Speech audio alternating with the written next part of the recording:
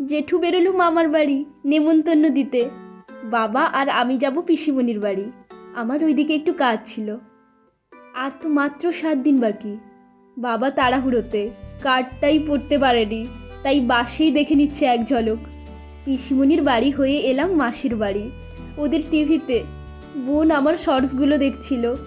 এই পেন্টিংগুলো ভাই করেছে সিডি ক্যাসেটের ওপর। কি সুন্দর হয়েছে না? মেসো আমাদের বাসে তুলে দিয়ে গেল। ওই দিন তো উল্টো রথ ছিল। রথ দেখতে দেখতে আমরা বাড়ি ফিরছিলাম। ছোট্টবেলার দিনগুলো খুব মনে পড়ছিল।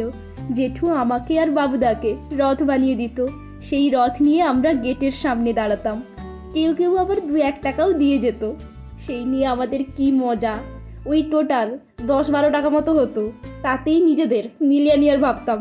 বাড়ি ফিরে দেখি পাড়ার বাচ্চারা কি সুন্দর রথ বানিয়েছে। আচ্ছা, আজ আসি।